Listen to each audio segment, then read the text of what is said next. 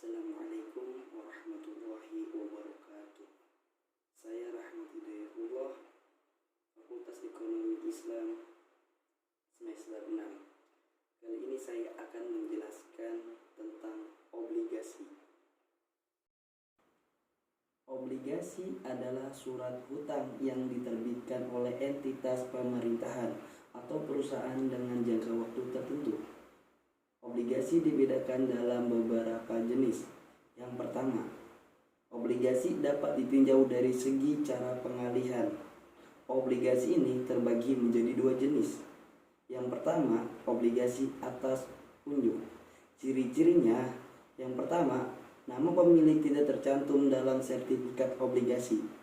Yang kedua, setiap sertifikat obligasi disertai dengan kupon bunga yang dilepaskan dalam waktu apabila bunga itu dibayarkan. Yang ketiga, sangat mudah untuk diperalihkan karena mirip dengan uang.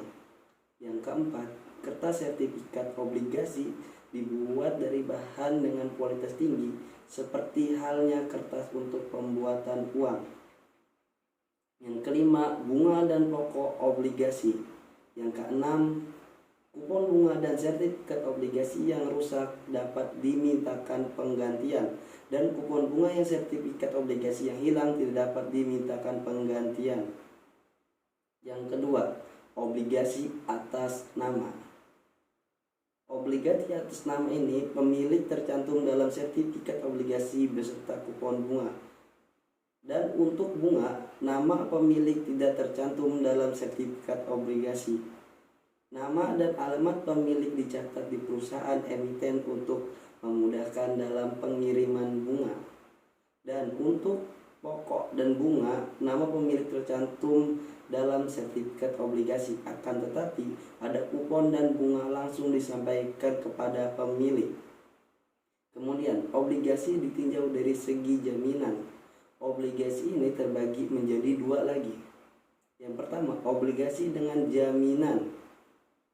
Obligasi dengan jaminan terbagi menjadi 4 macam. Yang pertama, obligasi dengan garansi. Apabila perusahaan yang menerbitkan obligasi ini tidak memenuhi kewajibannya untuk membayar pokok dan bunga, maka induk perusahaan yang bertindak sebagai guarantara yang akan membayar. Yang B, obligasi yang dijamin dengan real estate. Apabila emiten atau penerbit dari obligasi ini tidak mampu memenuhi kewajibannya, maka pemilik obligasi dapat menuntut supaya harga yang dijaminkan dijual dan hasilnya penjualannya cukup untuk membayar pokok, bunga, biaya pelelangan, dan biaya-biaya lainnya. Yang C, obligasi yang dijamin dengan saham.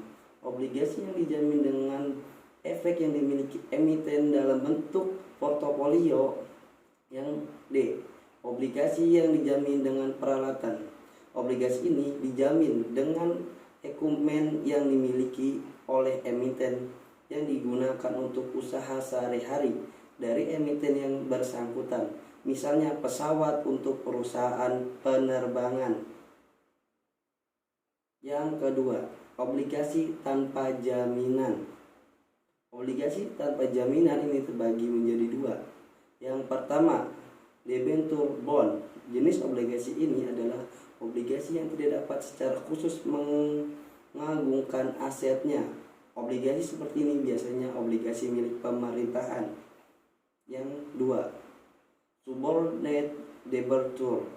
Obligasi bentuk ini biasanya memiliki tingkat klaim yang lebih rendah dari semua obligasi emiten yang beredar.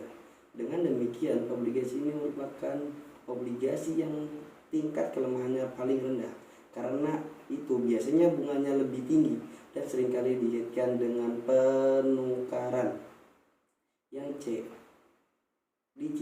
obligasi ditinjau dari cara penetapan serta pembayaran bunga dan pokok jaminan. Terdiri dari 4 jenis obligasi. Yang pertama, obligasi dengan bunga tetap. Yang kedua, obligasi dengan bunga tidak tetap. Yang ketiga, obligasi tanpa bunga. Yang keempat, perpetual bond adalah salah satu jenis obligasi yang tidak terbatas jangka waktunya. Kemudian, obligasi berdasarkan jenis pelunasan. Nilai pelunasan obligasi dikaitkan dengan indeks harga tertentu seperti kuasila emas, kuasila perak, valuta asing, dan indeks bunga konsumen. Yang obligasi berdasarkan konvertibilitas. Dilihat dari hak untuk menukarkan obligasi dengan saham dalam jangka waktu tertentu sesuai dengan syarat-syarat pinjaman. Yang berdasarkan badan penerbit. Obligasi pemerintah pusat. Setiap obligasi yang diterbitkan oleh pemerintah. Kemudian obligasi pemerintah daerah, kemudian obligasi badan pemerintah, dan yang terakhir obligasi perusahaan atau badan swasta. Yang G, obligasi berdasarkan waktu jatuh tempo. Mempunyai masa jatuh tempo yang berbeda-beda, dapat dikelompokkan dalam 3 golongan. Yang pertama, jangka pendek sampai dengan 1 tahun. Yang kedua, jangka menengah sampai 2-5 tahun. Yang terakhir, jangka panjang lebih dari 5 tahun. Ada beberapa pengertian tingkat bunga dalam penilaian obligasi. Yang pertama, spot rate adalah tingkat bunga dari obligasi yang hanya mempunyai satu arus kas bagi pembeli obligasi tersebut. Yang kedua, future rate adalah merupakan tingkat atas obligasi di mana terjadinya komitmen dan kapan diserahkan di pihak emiten berbeda. Yang ketiga, current year adalah merupakan pembayaran bunga dibagi dengan harga obligasi. Dan yang terakhir, year maturity adalah tingkat bunga itu merupakan internal rate of return atau IRR yang diperoleh dengan pemodal dengan memiliki obligasi sampai dengan jatuh tempo. Demikian adalah penjelasan tentang obligasi. Terima kasih. Assalamualaikum warahmatullahi wabarakatuh.